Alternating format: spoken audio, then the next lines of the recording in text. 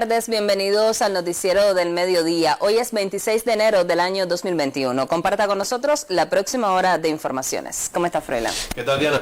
Saludos, amigos. Comenzamos y lo hacemos como de costumbre presentándoles nuestros titulares. Evalúa Díaz-Canel en Santi Espíritus implementación de la tarea ordenamiento y la producción de alimentos. Registra Cuba récord absoluto de casos confirmados de la COVID-19 en una jornada. Exige Dilma Rousseff que proceso de juicio político a Bolsonaro debe incluir castigo por genocidio.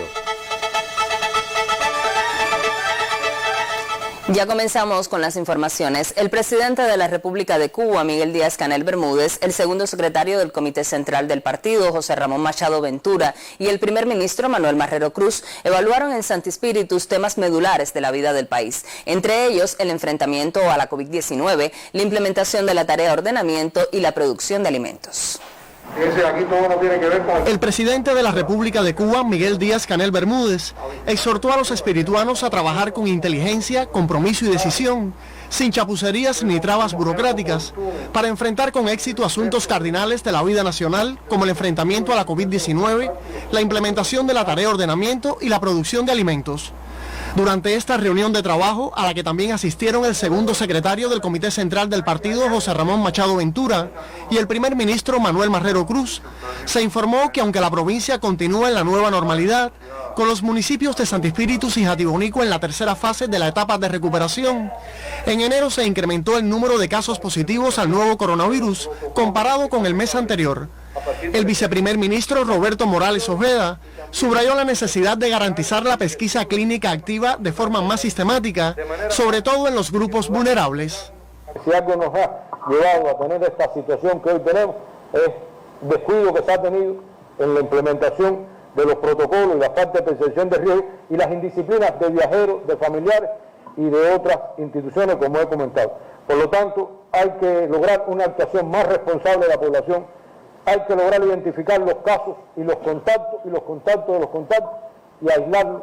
Morales Ojeda también llamó a agilizar la construcción del laboratorio de biología molecular con que contará la provincia. En este encuentro, en el que participaron la primera secretaria del partido en Santi Espíritus, David Pérez Martín, y la gobernadora Teresita Romero Rodríguez, también se analizó la implementación de la tarea de ordenamiento. Se mencionaron inquietudes de la población y de los colectivos laborales, entre ellas las relacionadas con escalas salariales en algunos sectores, precios de suministros nacionales y de varios productos como los de la gastronomía espirituana y la tarifa de las horas de vuelo de las aeronaves de la empresa de servicios aéreos que intervienen en labores agrícolas en las plantaciones arroceras. Ratificar que lo más grave que puede hacer el sistema empresarial es tratar de facturarle al resto de la economía su ineficiencia. El viceprimer ministro Alejandro Gil destacó que en Santi Espíritus han solicitado empleo más de 3.300 personas, de las cuales unas 1.030 aceptaron las ofertas. El también ministro de Economía y Planificación dijo que una de las maneras de que nadie quede desamparado es precisamente tener acceso a un trabajo digno, por lo que llamó a continuar identificando ofertas de empleo, principalmente en el sector productivo. Cuando estamos hablando aquí de precios, uno de los elementos que incide también y que más incide ahora en el incremento de los precios es el aumento de los salarios. Y por lo tanto es muy importante hacer esa revisión del personal indirecto porque está influyendo también sobre el crecimiento del salario. Y cuando decimos que en el nuevo precio no se puede trasladar la ineficiencia, nos estamos refiriendo no solamente al gasto energético o a la materia prima, nos estamos refiriendo también a la ineficiencia en el uso de la fuerza de trabajo. Y nosotros necesitamos que el ordenamiento se aplique bien, porque es un proceso decisivo para que la economía pueda despegar. Primero transparenta la economía, se acaba el tema de la doble moneda para calcular las cosas que tergiversaba por completo los costos. Por lo tanto, ahora los que importan se van a tener que dar cuenta que tienen que importar menos. Y los que exportan van a ver una posibilidad de que exportando más son más eficientes, pueden ser más eficientes, pueden lograr más rentabilidad, pueden tener más utilidad y la gente puede ganar más. Ahora lo que pasa es que tiene que predominar un concepto en el análisis que sea de eficiencia económica. Otro asunto cardinal que estuvo en la agenda de la reunión fue la producción de alimentos. Díaz-Canel instó a producir en el país todo lo que sea posible para reducir las importaciones. También exhortó a recuperar la producción estatal de carne de cerdo a partir del rescate de los centros integrales porcinos y del empleo de piensos nacionales. Tenemos que fortalecer los sistemas productivos del municipio, asociados a programas de desarrollo local en la producción de alimentos, para que el municipio sea fuerte y que las estructuras que hay en el municipio las mande el municipio. Finalmente, el mandatario cubano afirmó que Santi Espíritus es una provincia que está en condiciones de superar los desafíos que impone un momento tan complejo. Alain Jiménez, Sistema Informativo de la Televisión Cubana.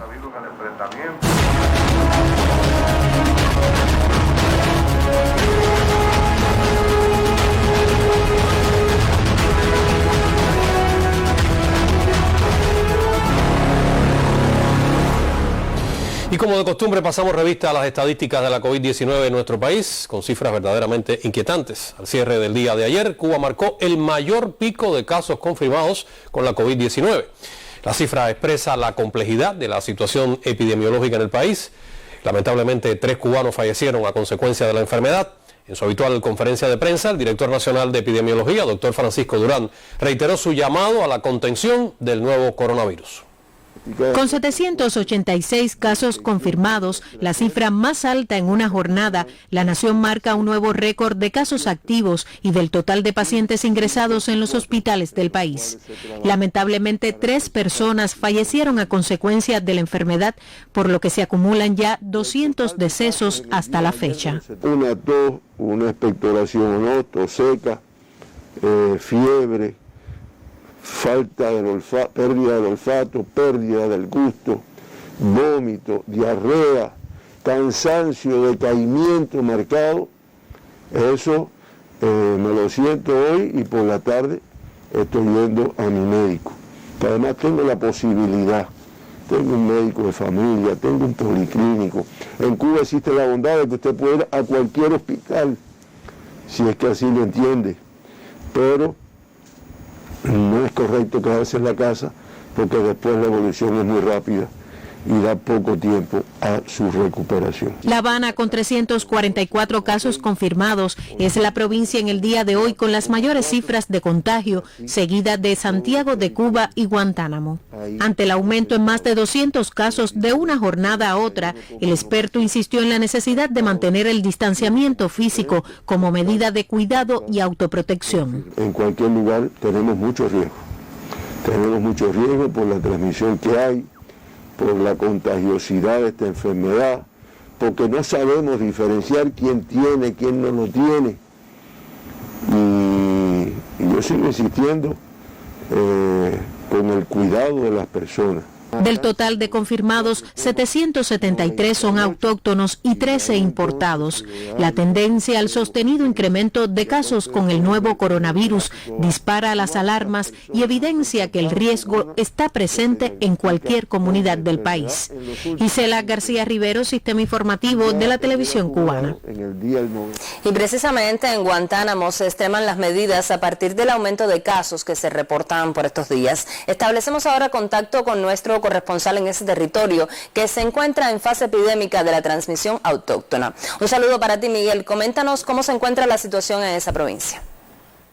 Sí, gracias. Un saludo desde la provincia de Guantánamo, que amanece hoy con 82 personas positivas a la COVID-19 y el reporte lamentable del fallecimiento de 2 personas en la jornada de ayer, situación que entristece a la familia guantanamera.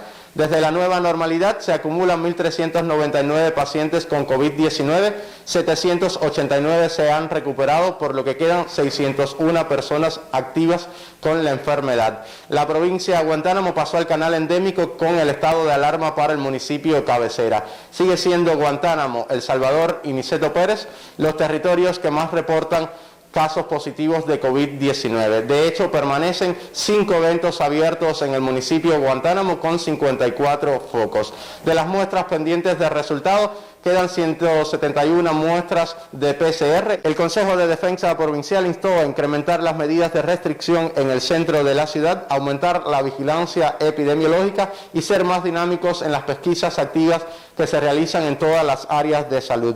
De la misma forma, instó a continuar trabajando en los centros de aislamiento para mejorar la situación higiénico-sanitaria. De hecho, se abrieron 2 nuevas instituciones como centros hospitalarios. Es el caso de la Escuela Pedagógica y el Instituto Preuniversitario Vocacional de Ciencias Exactas. Esta es la situación que presenta Guantánamo al amanecer de este 26 de enero del 2020. Nosotros estaremos llevándoles otros detalles en próximas emisiones informativas. De esta forma despedimos nuestra señal hacia los estudios centrales. Tengan todos una excelente jornada y muy buenas tardes. También para ti, Miguel, cuídese mucho usted, su familia, y en general el mensaje para los guantanameros: observar el distanciamiento físico y mantener una conducta bien responsable, que la situación tiende a complicarse en esa zona. Vamos a noticias más reconfortantes. La cuenta oficial de Twitter de la Presidencia de Cuba resalta el avance favorable de los ensayos clínicos del candidato vacunal Abdala, cuyos resultados de seguridad ya se constatan en el país. El progreso del estudio lo resaltó el presidente de BioCuba Pharma, Eduardo Martínez Díaz, quien aseguró que las estrategias de vacunas cubanas contra la enfermedad provocada por el SARS-CoV-2 avanzan positivamente. Los primeros resultados del candidato vacunal Abdala, conocido como CIGB-66, fueron constatados por el Comité Independiente para el Análisis de Datos del Estudio Clínico de esta posible vacuna anti-COVID-19. Por su parte, Rafael Suárez, director del Hospital Saturnino Lora de Santiago de Cuba, sitio clínico de la prueba de este candidato, explicó que el estudio se encuentra próximo a la conclusión de su primera fase e involucra a más de 40 profesionales de la salud, entre médicos, enfermeros y laboratoristas. Esta posible vacuna y el candidato Mambisa, también concebido por el CIGB, integra junto a la serie soberana del Instituto Finlay de Vacunas la muestra más fehaciente de la fortaleza científica de nuestro país y la esperanza de que la población de la isla pueda ser inmunizada contra la mortal o contra el mortal coronavirus que asola al mundo.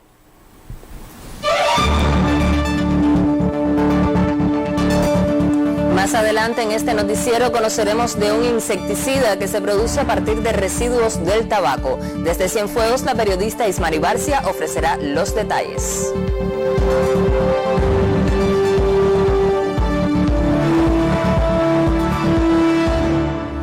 Avanzamos ahora con otros temas. El 13º Congreso del Partido Comunista de Vietnam inició oficialmente este martes en Hanoi. En la sesión, su secretario general y presidente del país, Nguyen Phu Trong, leyó el informe del Comité Central del mandato que culmina para la consideración, análisis y toma de decisiones de los delegados. Phu Trong mencionó 3 asuntos relevantes: la preparación de dichos textos, el resumen de los trabajos del 12º mandato, los 35 años de renovación y las orientaciones y objetivos para los próximos 5 años y etapas venideras. En su discurso ante los 1.587 delegados, el dignatario recordó que mientras el mundo ha entrado en recesión con una caída media del 4% del Producto Interno Bruto, Vietnam ha crecido un 2,91%. Señaló que su país está reconocido a nivel global como un lugar que ha brillado en la implementación de un doble objetivo: controlar con éxito y prevenir la pandemia de la COVID-19 y la recuperación económica. Por su parte, el primer ministro Nguyen Xuan Phuc destacó que la cita política tiene lugar en medio de numerosas oportunidades y obstáculos como el cambio climático, los desastres naturales, las epidemias y los grandes impactos de los avances científicos y tecnológicos en la vida socioeconómica a nivel mundial. Xuan Phuc expresó su confianza en que con sabias orientaciones Vietnam conseguirá nuevos éxitos en su camino hacia convertirse en un país próspero y que avance al ritmo de las grandes potencias. El también miembro del Buró Político reiteró que el 13º Congreso del partido tiene una gran misión histórica para la patria y el pueblo, no solo en el lapso 2021-2025, sino también con objetivos marcados hacia 2030 y las perspectivas hasta 2045. El 13º Congreso del Partido Comunista de Vietnam tiene lugar en el Centro Nacional de Convenciones de Hanoi y concluirá el 2 de febrero con la elección de los miembros del Comité Central, del secretariado y del buró político, además de su secretario general. Adán Morel, Sistema Informativo de la Televisión Cubana.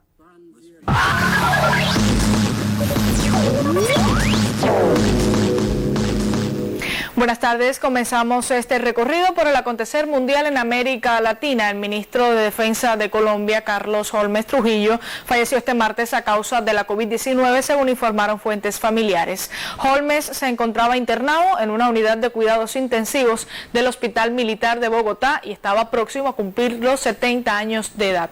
En su reemplazo, el presidente de Colombia, Iván Duque, designó al comandante de las fuerzas militares, al general Luis Fernando Navarro Jiménez, como ministro de Defensa encargado. La expresidenta de Brasil, Dilma Rousseff, afirmó que el actual mandatario brasileño, Jair Bolsonaro, debe ser juzgado por genocidio y negligencia en la vacunación contra la pandemia de la COVID-19, que ha dejado ya más de 217.000 muertos. Rousseff se unió a los sectores sociales que demandan un juicio político contra Bolsonaro, quien desde el inicio de la pandemia del coronavirus le ha restado importancia. Simpatizantes de partidos políticos, tanto de la derecha como de la izquierda, junto a movimientos sindicales y sociales, protagonizaron manifestaciones para exigir el cese del gobierno de Bolsonaro.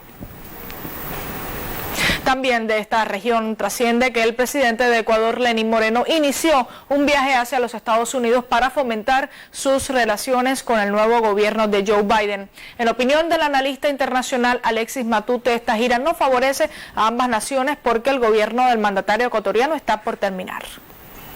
El gobierno de Moreno está a contados días de terminar y yo creo que más bien esa visita corresponde a intereses de índole personal, ¿no? Todos conocemos, América Latina conoce cuál ha sido el accionar del presidente Moreno frente a las políticas públicas y cuál ha sido, desde mi punto de vista, el entreguismo que ha existido frente al Fondo Monetario Internacional, permitiendo préstamos que superan los 7.000 millones de dólares y que no han sido para paliar justamente la pandemia ni para atender problemas sociales, sino más bien para pagos anticipados de la deuda, etcétera. En Haití, las protestas populares y de la oposición política se incrementaron durante esta semana con nuevos llamados a manifestaciones para obligar al presidente Jovenel Moïse a respetar el plazo constitucional. En ese contexto, miles de estudiantes se agruparon en diversas zonas de las calles de Puerto Príncipe en contra del presidente Moïse y para denunciar la ola de secuestros de bachilleres. Los jóvenes de diferentes escuelas protestaron en los barrios capitalinos de Carrefour y Tabarre, cerca de la embajada estadounidense en Haití, para exigir la liberación de sus colegas secuestrados. En otros temas, 10 congresistas republicanos han dado su voto a favor del segundo proceso de destitución contra Trump. El respaldo de estos congresistas ha hecho que el juicio político a raíz del asalto al Capitolio pase a la historia como la reprobación con más apoyos por parte del partido del presidente afectado. Sin embargo, si no se realiza el juicio, Donald Trump puede regresar con los republicanos o incluso creando su propio partido. Así opinó el analista internacional Roberto Quesada en una entrevista concedida este martes a Hispan TV. Si sale victorioso, por decirlo así, Donald Trump, eso lo va a fortalecer, ¿no? Y puede regresar o con los republicanos o incluso creando su propio partido. Pero que también queda ese mal precedente de que en Estados Unidos se pueden violar las leyes y si tenés dinero, tener la total impunidad. Entonces, que esto dice de todo el alarde que se ha hecho a nivel mundial como la democracia perfecta, donde las leyes se respetan, donde cada poder tiene su libertad, quizá eso lleve a los republicanos menos radicales a pensarlo bien y a sacudirse desde ahora a Trump, porque también es una oportunidad para el Partido Republicano de que no tengan la posibilidad de que Trump regrese y dejar a muchos de ellos sin poder presentarse a las elecciones, porque claro que hay varios que quieren ser presidentes, pero con la presencia de Trump naturalmente serán anulados. Y del Medio Oriente trasciende que mientras Palestina se prepara para las elecciones generales, varios organismos humanitarios exigen a Israel que ponga fin al bloqueo contra la Franja de Gaza. Uno de ellos es el organismo Monitor Euromediterráneo de Derechos Humanos. La última vez que los palestinos acudieron a las urnas fue el 25 de enero del 2006. En ese entonces, el movimiento de Hamas, que aseguraba que la única vía para acabar con la ocupación israelí era la resistencia, ganó la mayoría absoluta. Una opción que poco le gustó a Israel, quien pronto endureció el bloqueo contra la Franja de Gaza. Tel Aviv cerró los pasos fronterizos de Gaza con el mundo. Las exportaciones quedaron prohibidas y la entrada de mercancías quedó reducida a un goteo. Los indicadores de la crisis humanitaria se dispararon. Y con esta información me despido. Continúe con nuestra emisión. Muchas gracias, Karina. Continuamos ahora con otros temas de análisis. El gobierno bolivariano de Venezuela denunció en días recientes un nuevo escándalo de corrupción que implica al exdiputado y autoproclamado presidente de esa nación, Juan Guaidó, quien recibiría $100 millones de Paraguay a cambio de condonar una deuda de la petrolera de ese país con PDVSA. Y Venezuela ha dicho que podría haber comprado con todo ese dinero robado 260.000 dosis de vacunas contra la COVID-19, un gran alivio sin duda para la situación del país. Pero lo cierto es que a pesar de los complejos y los turbios manejos de Guaidó, algunos países insisten en reconocerlo como legítimo interlocutor. Ahora bien, ¿qué se puede esperar de América Latina, el Caribe y de Estados Unidos respecto a este falso presidente? Con análisis del tema, desde casa, el periodista Jorge Legañoa. Legañoa, te escuchamos tus opiniones. Saludos amigos. Un nuevo escándalo de corrupción le ha saltado a la luz pública al exdiputado venezolano Juan Guaidó, el autoproclamado hace ya 2 años como presidente de ese país. Una denuncia del Washington Post confirmada por la recién renovada Asamblea Nacional de ese país, que da cuenta de que un testaferro de Guaidó habría negociado la condonación de la deuda de la petrolera paraguaya Petropar con Petróleos de Venezuela, reduciéndola a más de la mitad a cambio de que el mandatario de esa nación, Abdo Benítez, mantuviera el reconocimiento internacional a Guaidó y le depositara la pequeña suma de $100 millones en la cuenta falsa de la Venezuela que solo existe en la mente de Guaidó y un grupo pequeño de países encabezados por Estados Unidos y el mal llamado Grupo de Lima.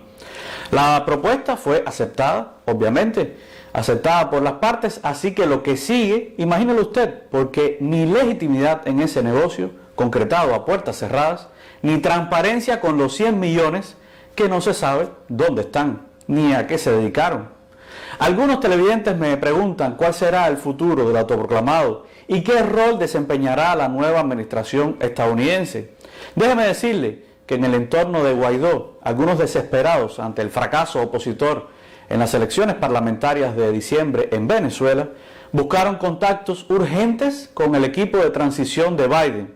Y al parecer los tuvieron porque Anthony Blinken, el nominado por el presidente Joe Biden como secretario de Estado, dijo la pasada semana que su país seguirá reconociendo al opositor Juan Guaidó como presidente interino de Venezuela, en lugar de Nicolás Maduro, a quien calificó, y así lo cito, de dictador brutal.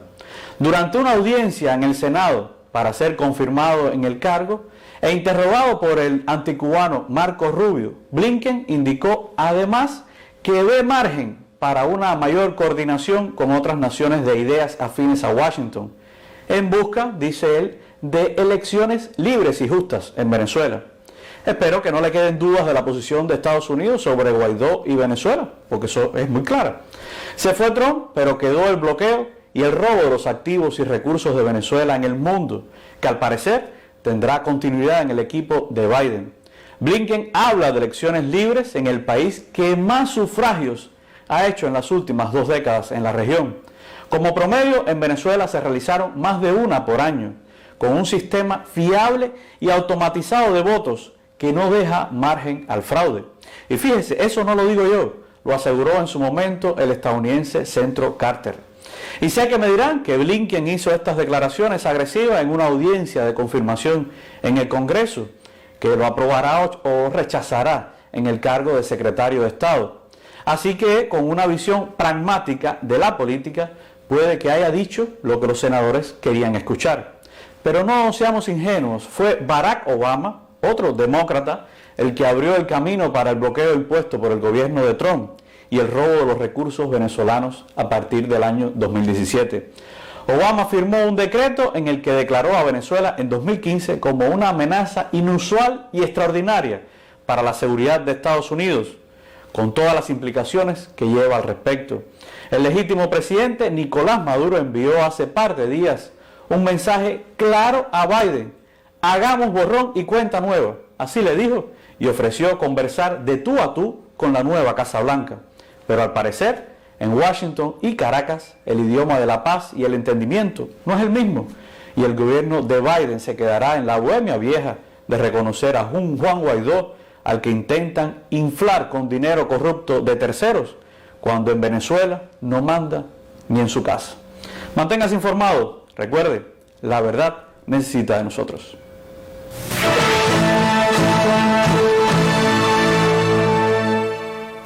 Continuamos con temas del acontecer nacional. Los estudiantes de la capital reciben hoy las actividades docentes a través de una programación educativa que se transmite por el Canal Habana. La empresa de informática y medios audiovisuales Cinesoft es la encargada de grabar estos materiales que permiten a los estudiantes seguir con el proceso de aprendizaje desde casa. Desde el pasado 20 de enero, el Canal Habana transmite las actividades docentes televisivas para los estudiantes de la capital. La programación escolar del Canal Habana comienza a las 8 de la mañana con 12 frecuencias diarias de 30 minutos cada una. A las 8 de la mañana iniciamos con el grado 12 de lunes a jueves. A las 8:30 con el grado onceno y a las 3 de la tarde está el grado décimo, o sea, esta es la parrilla, la programación para preuniversitario. En el caso de la secundaria básica, inicia a las 10 de la mañana de lunes a jueves con el séptimo grado. A las 10:30, octavo grado, y a las 11 de la mañana inicia el noveno grado. Para la primera infancia se destinan 2 espacios, uno el jueves y otro el viernes a las 11 de la mañana, mientras la formación pedagógica trabaja a partir de las 3:30 de la tarde. Los estudiantes de primer y segundo año de esta enseñanza recibirán la asignatura de inglés el jueves a las 2:30 de la tarde y los de tercero y cuarto el viernes a la misma hora. La educación primaria estará todos los días a las 9 de la mañana con sexto grado. A las 9:30 con primer grado, que tiene 2 frecuencias de lengua española y 2 frecuencias de matemática. A las 11:30, lunes y martes, tenemos al segundo grado y miércoles y jueves el tercer grado. A las 2 de la tarde, quinto grado, lunes y martes, y a las 2:30, cuarto grado, lunes y martes. La empresa de informática y medios audiovisuales Cinesoft es la encargada de grabar las actividades docentes televisivas que se transmiten por el Canal Habana.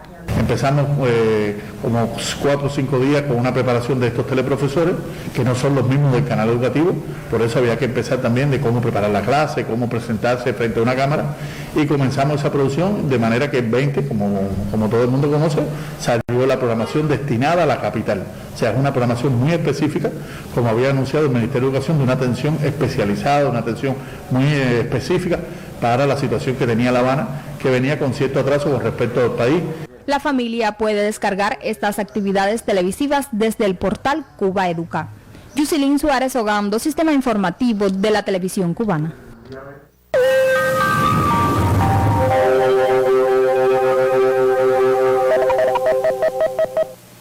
Hola, ¿qué tal? Muy buenas tardes. Han disminuido las lluvias en el territorio nacional, las temperaturas en un gradual ascenso. Observen cómo tenemos muy poca nubosidad sobre gran parte del archipiélago. Solo algunos nublados altos cruzan la región oriental del país, pero no producen lluvia. En el pronóstico vamos a tener cielo parcialmente nublado en casi todo el territorio nacional. Algunas localidades con mucho sol, pero también con algo de nubosidad, baja probabilidad de lluvia. En la noche disminuye la nubosidad, muy poca nubosidad en todo el territorio nacional.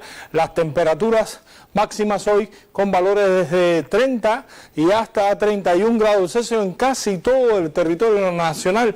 Llegará hasta los 33 grados en la provincia de Granma. En la noche baja algo la temperatura, sin embargo, los valores están entre 18 y hasta 22 grados Celsius en casi todo el país, superiores en las provincias del sur oriental, donde ya llega hasta 25 grados nuevamente en Santiago de Cuba y Guantánamo. Los vientos variables débiles hasta el final de la mañana y ya soplan del este al sudeste en la región occidental, de región este en el resto del territorio nacional, velocidades entre 10 y 25 kilómetros por hora, algo superiores en zonas de la costa norte. En el mar tendremos todavía marejada en el litoral norte oriental, oleaje en la suroriental y en la suroccidental. En el resto de los litorales habrá poco oleaje, excepto en la norte occidental, donde la mar estará tranquila. En resumen, mis amigos, poco cambio en las condiciones meteorológicas, las temperaturas en ascenso y baja probabilidad de lluvia. Les deseo a todos que tengan una tarde muy feliz, que se cuiden y hasta mañana.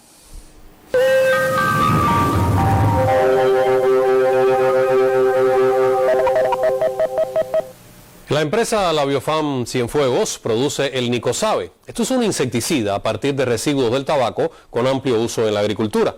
Más de 200 toneladas con destino a 6 provincias se fabricaron en 2020 para sustituir importaciones de plaguicidas, práctica que incentivan las principales autoridades del territorio. Eso no es nuevo. Aunque reproduce en diversos medios biológicos para combatir plagas en cultivos, su producto estrella es el Nicosabe.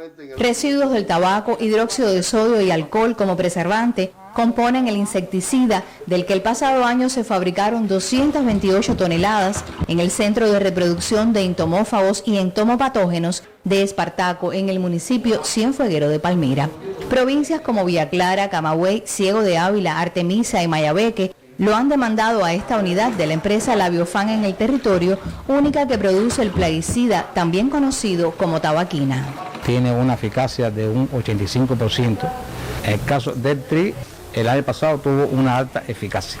Estamos hablando entre un 80 y un 90%.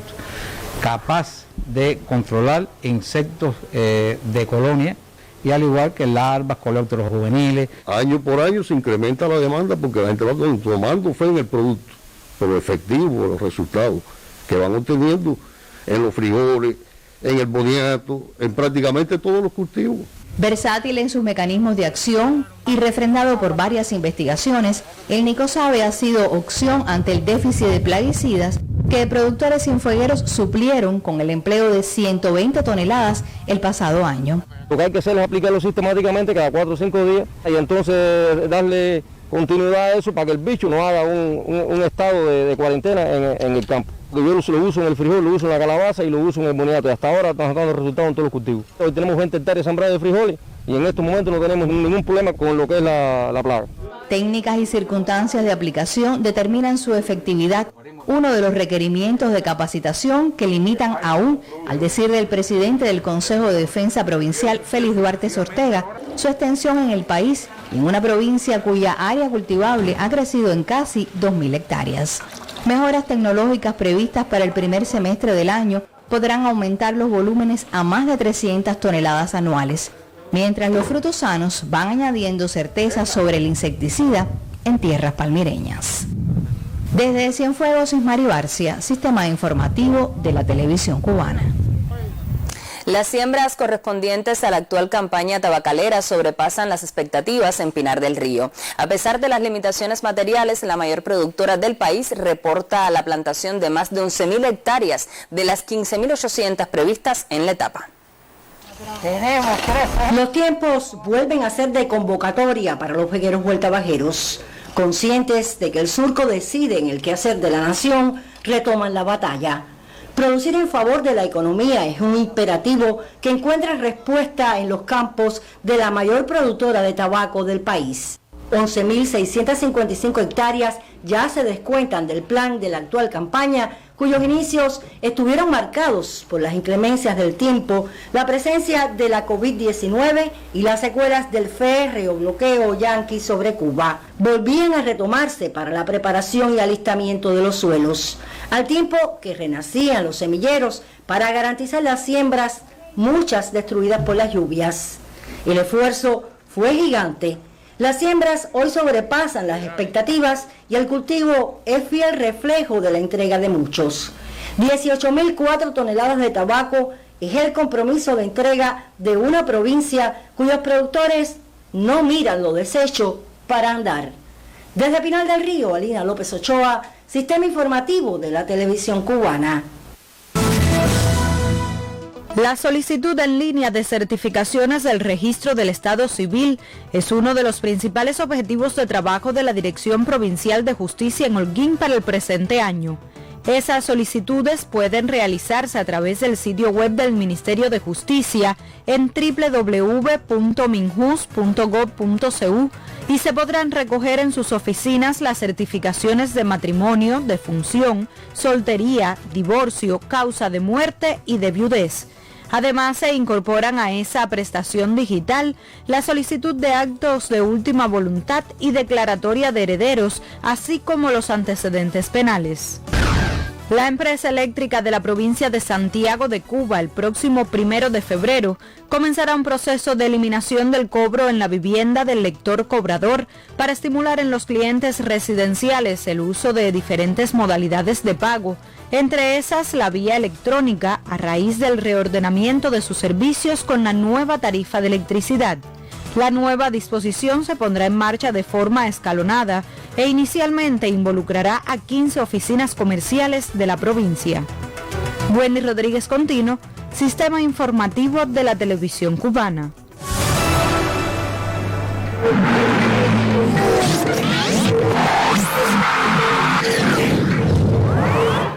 Buenas tardes, actualidad deportiva al mediodía.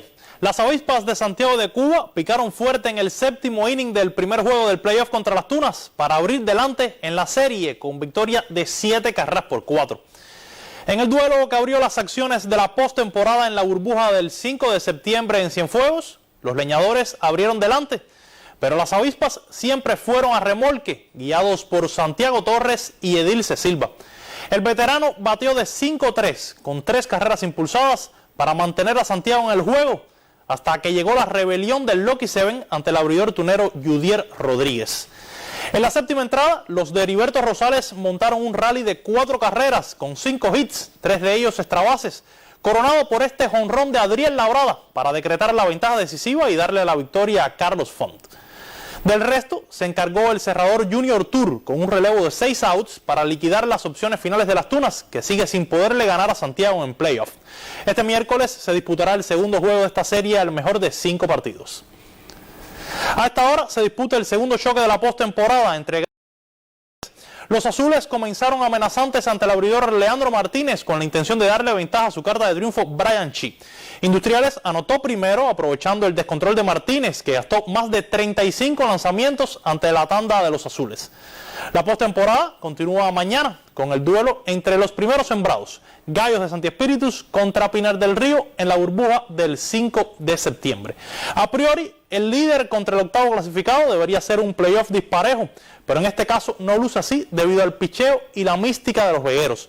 Históricamente Pinar domina 3-1 a Santi Espíritus en un enfrentamiento de postemporada, pero ahora los Gallos dominaron sorprendentemente la serie, aunque llegan con varios días de inactividad debido a la cuarentena.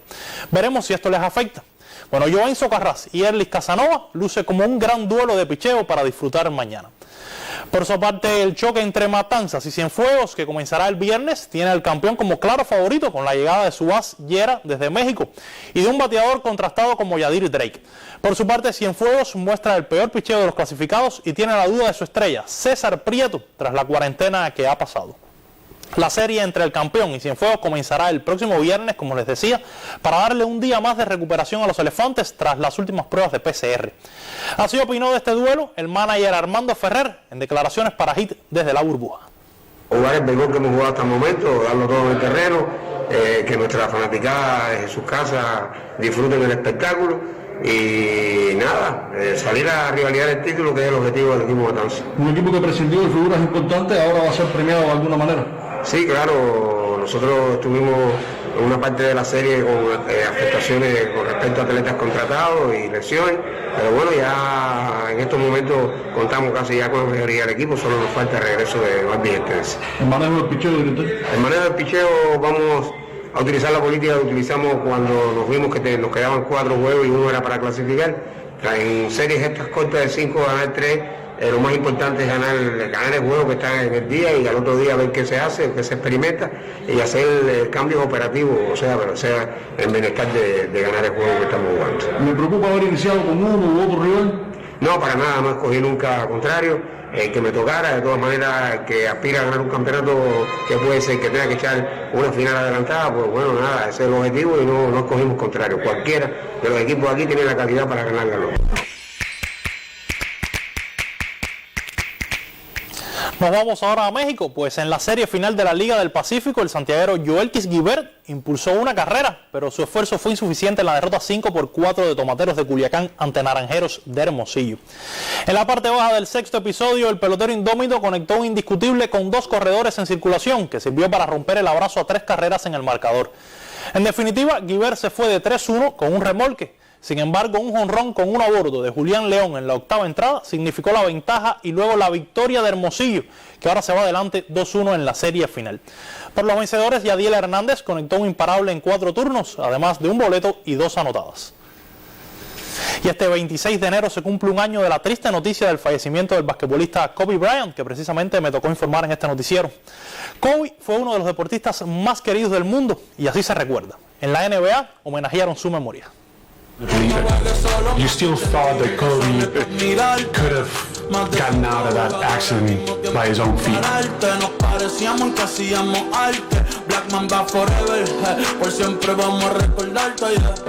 the bottom of my heart, thank you. And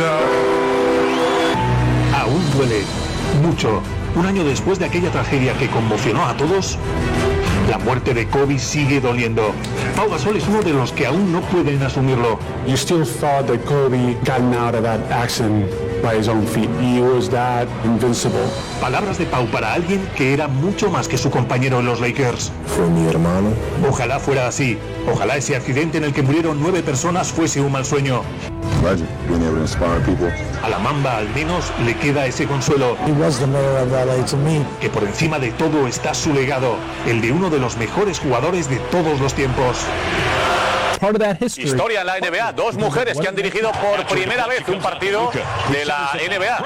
Ahí en ese encuentro, en el que por cierto hubo triple doble de Doncic, pero con derrota. LeBron en modo espectacular, 46 puntos para homenajear a Kobe Bryant. No está mal. ¿Cómo están los Lakers? Madre mía. Ganando a Cleveland. Tuvo pique ahí con su ex equipo. Y ahí está Stephen Curry, que le hicieron reír con algo en el banquillo y echó todo el agua. Pero dijeron, tío, cuidado, que esto sí que son aerosoles y cuidado con el COVID. Eso sí, 36 puntitos y victoria de los Warriors, con un gran partido de Stephen Curry. Con estas actuaciones fue el homenaje de los equipos de la NBA y los ídolos de Kobe Bryant en esta jornada recordando a un año de su muerte.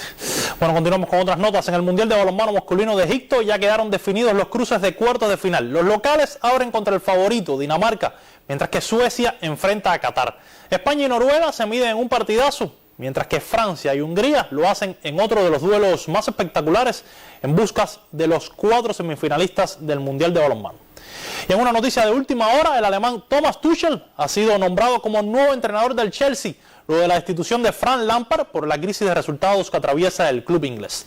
Así concluyen los deportes. Continúen con más información general en el noticiero del mediodía.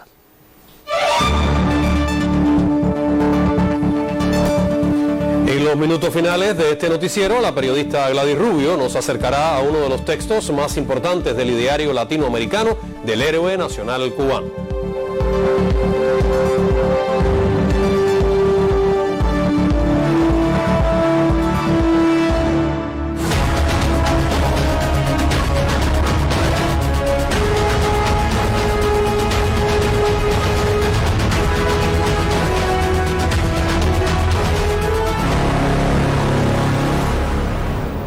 El Consejo de Defensa Provincial de La Habana analizó la situación epidemiológica de la capital, que reportó 344 casos confirmados de los 786 diagnosticados este lunes en todo el país. Sin afectar el resto de los servicios. El vicepresidente del Consejo de Defensa Provincial de La Habana, Reinaldo García Zapata, alertó a las autoridades de salud pública presentes sobre las medidas que deben tomarse de inmediato con la capacidad hospitalaria ante el evidente pico de la pandemia. Usted tiene que hacer una propuesta. Yo estaba sacando la cuenta aquí, ya nosotros estamos por el orden de 11 instituciones de salud, en el caso de los hospitales, ya tenemos 11, una clínica, 3 facultades, un hotel de salud y 2 instituciones más de salud pública. Entonces, ya usted tiene que definir, de conjunto, Albioma y Tania, si hay que coger otro hospital, cuánto vamos a coger, porque ya es ahora, no es de aquí una semana, hay que hacerlo ahora. Porque si nosotros no aislamos oportunamente a todo el paciente, nosotros nos seguimos complicando. Al respecto, el presidente del Consejo de Defensa, Luis Antonio Torres Iríbar, acotó. Y reitero, no puede haber ninguna decisión de aislar gente que no lleve ese necesario aseguramiento médico que incluye el stock de medicamentos. Asimismo, Torres Iríbar propuso estrechar más aún los vínculos con los municipios para hacer más efectivo el enfrentamiento a la pandemia. Tenemos que ir tomando decisiones a tiempo. Es un foco, es una manzana que vamos a dar tratamiento como si fuera evento, una manzana. Es un evento, vamos a cerrar el evento. Hay que cerrar el municipio, una propuesta, un consejo, vamos a cerrarlo. Pero que sea a tiempo. No ya cuando las cosas estén muy complicadas. Miguel Ángel Ribalta, Sistema Informativo de la Televisión Cubana. En Santiago de Cuba, desde el Consejo de Defensa Provincial, presidido por las principales autoridades del territorio, se informa acerca de la compleja situación epidemiológica en esa provincia. Para conocer detalles, estamos ya en contacto con la periodista Bárbara de Az Trabajo. Bárbara, buenas tardes. ¿Qué está pasando ahora mismo en Santiago? Muy buenas tardes y las gracias por permitir este contacto informativo con Santiago de Cuba. Efectivamente, desde el Consejo de Defensa Provincial, presidido por Lázaro Espósito Canto y la vicepresidenta Beatriz Johnson Urrutia, se informa la compleja situación epidemiológica del territorio relacionado con la dispersión de la COVID-19. Santiago de Cuba, por segundo día consecutivo, hoy presenta indicadores por encima de los 100 casos positivos a la enfermedad. Aldo Muñoz, director de Asistencia Médica del Ministerio de Salud Pública, en visita de trabajo y control, analiza algunas consideraciones. Estamos viendo que el 80% de los pacientes que se diagnostican tienen síntomas de la COVID, a diferencia del comportamiento que venía teniendo la pandemia durante la primera oleada y al inicio de esta segunda temporada. Las edades se están trasladando entre 20 y 49 años. ¿Qué significa? Que este grupo de edad no está cumpliendo con las medidas de distanciamiento y de protección requeridas. De muy compleja se continúa evaluando la situación epidemiológica del territorio de Santiago de Cuba y desde aquí, hoy, se analiza la situación de dos áreas de salud, el Cristo y el área de salud del 28 de septiembre por la tendencia a la mantenida aparición de la COVID-19. En próximas emisiones estaré ofreciendo otros detalles vinculados con Santiago de Cuba y la situación actual epidemiológica. Muchísimas gracias y las buenas tardes. Muy buenas tardes también para ti, Bárbara. Gracias por este contacto informativo. Continuamos con otros temas. 1 año de privación de libertad fue la sanción impuesta recientemente a una viajera que incumplió deliberadamente con las medidas sanitarias establecidas en estos tiempos de pandemia. Otras sanciones han tenido curso y se mantendrá la imposición de la ley para quienes no actúen de manera consecuente con lo establecido.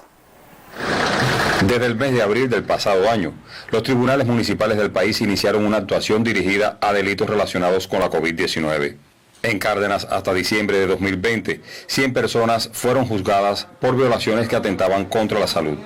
Todas vinculadas al delito de propagación de epidemia, con actuaciones bien marcadas en el no uso del nasobuco, en actividades festivas o recreativas en determinados lugares del territorio, con aglomeración también de personas que ponen en riesgo, por supuesto, la vida y las medidas higiénico-sanitarias que han sido dictadas por nuestro país y que son de dominio público.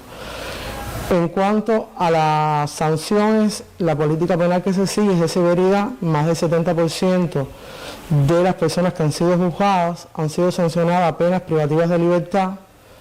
En otros casos se le han puesto penas subsidiarias, lo que normalmente las personas conocen como sanciones de la casa al trabajo, y en otra medida se le han puesto sanciones de multa. Desde que inició 2021 ya han tenido lugar 3 actos judiciales en Cárdenas, 2 de ellos con sanción de privación de libertad por delito probado de propagación de epidemias. En Matanzas, Alexei Maquintosh León, Sistema Informativo de la Televisión Cubana.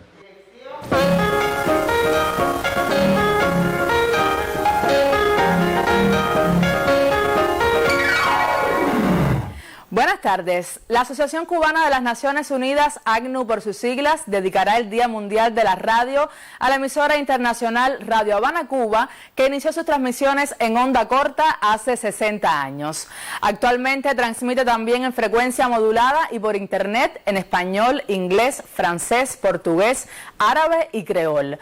Por iniciativa de la UNESCO, la Asamblea General de las Naciones Unidas proclamó el 13 de febrero como Día Mundial de la Radio.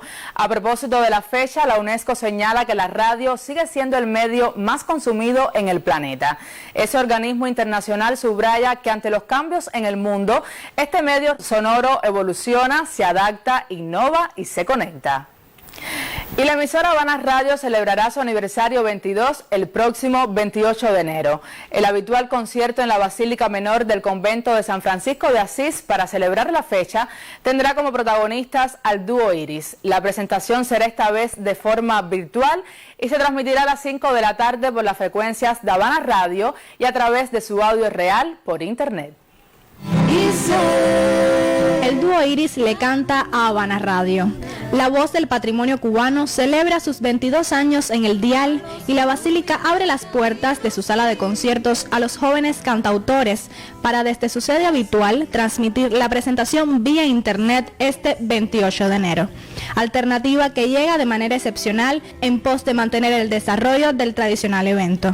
Vamos a estar cantando un poco las canciones que tenemos en nuestro disco y bueno, también tendremos muchísimos invitados que son Camila Daniela, que es una compositora que queremos muchísimo, el dúo 9 también, que hacen un trabajo súper lindo, súper especial, y Rolando Luna, que también va a estar junto a nosotros. Será esta la primera vez que el colofón de los festejos acontece en el espacio virtual, aunque para Dayami Pérez y Javier López, este no sea su estreno en conciertos para las redes sociales. Conciertos online son una gran oportunidad, no solamente para los artistas, para conocer su trabajo, ¿sabes? Para nosotros ha sido un gran impulso para que nuestro trabajo llegue a las casas. Además, ese día va a salir por todas las páginas del Ministerio de Cultura y eso también nos ayudará a darle visibilidad a este concierto y claro, nosotros lo compartiremos. La cita supone para el dúo Iris el reencuentro con una emisora que ha marcado su carrera desde los inicios, así como un homenaje a la figura de Eusebio Leal, quien fuera el principal impulsor de Habana Radio. Nosotros tuvimos la oportunidad también de estar junto a IBSP en uno de los aniversarios de Habana Radio, que Eusebio estaba presente, y para nosotros fue una experiencia maravillosa, porque conocer a Eusebio, que nos felicitara, que verlo disfrutando de un concierto, de verdad que fue una experiencia súper linda, y por eso queremos que este concierto sea un total homenaje a su figura, porque va a ser el primer aniversario donde él no va a estar presente. Gabriela Sánchez, Sistema Informativo de la Televisión Cubana. El Centro Cultural El Mejunje en Santa Clara conmemora hoy el aniversario 37 de su fundación. Respetando las medidas sanitarias, sus trabajadores hacen labores de higiene y remozamiento de este importante espacio. En tiempos normales, el Centro Cultural El Mejunje estaría por esta fecha celebrando el Festival Mejunje Teatral y el aniversario de fundación del espacio, que apostó hace 37 años por el desarrollo social y cultural del lugar y su entorno humano. El Mejunje es la nostalgia de buenos tiempos, de buenos amores, de buenos amigos y también haber incluido a todo tipo de personas en este trabajo. Yo creo que la labor en la inclusión que ha hecho el Mejunje no la ha hecho nadie, ¿no? En este momento, sus trabajadores hacen labores de mantenimiento en el Mejunje, bajo la supervisión de su líder, Ramón Silverio. Los actores trabajan en nuevas puestas en escena y se crean todas las condiciones para estrenar próximamente el audiovisual Zona Rosa, que recoge la obra e impacto del movimiento de transformistas que surgió en el Mejunje de Silverio. Hemos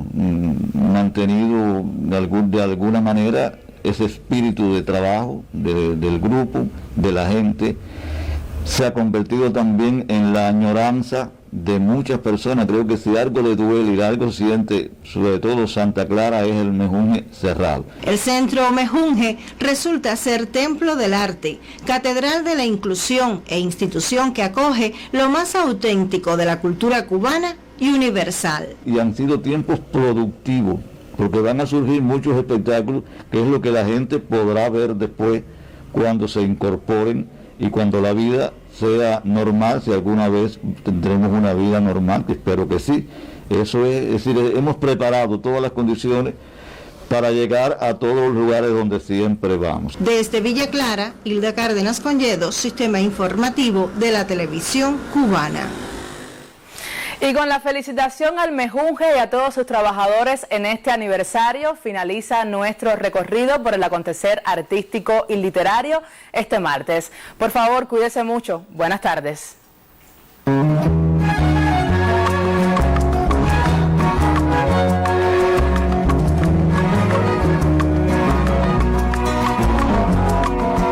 Martí coraje, Martí valor, a ti maestro gran pensador va mi canción. Martí del monte, Martí del sol, hecho de fuego, sangre y sudor, revolución.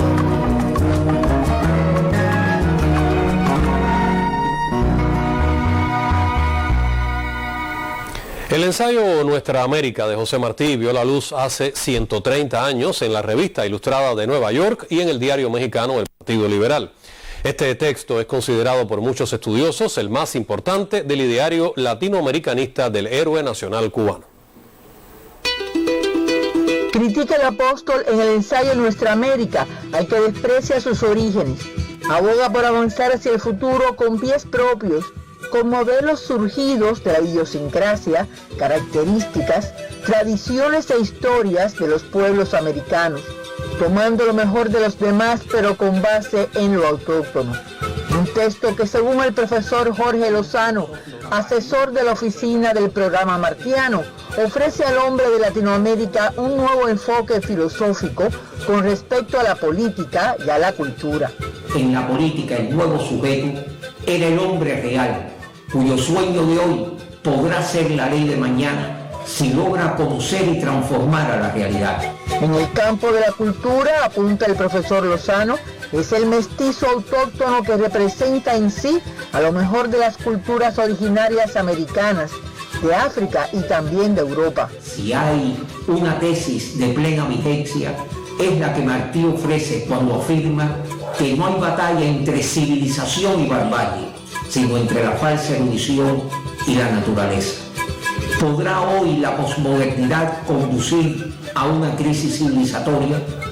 Eso puede ser si la falsa erudición a tiempo no es vencida por la verdad que está en la grandeza, la verdad que no es más que la virtud. Grandeza que está en la verdad, diría el héroe nacional cubano, paradigma de virtud. Verdades que su grandeza ilvana en el ensayo Nuestra América, latinoamericanista, antirracista y sobre todo antiimperialista, y que a 130 años continúa mirando a nuestro continente por dentro. Gladys Rubio, Sistema Informativo de la Televisión Cubana. Y de esta forma concluye el noticiero del mediodía. Espere más información en la emisión de la tarde de Canal Caribe y el noticiero estelar de las 8 de la noche. Ante el alza creciente de la COVID-19, pues nuestro mensaje sigue siendo cuidarse mucho, utilizar el nasobuco, observar el distanciamiento físico y en general, cuando salga a la calle, una conducta cívica responsable. Así es, vamos a tomar todas las medidas. Recuerde que si usted gana, ganamos todos. Así es, buenas tardes.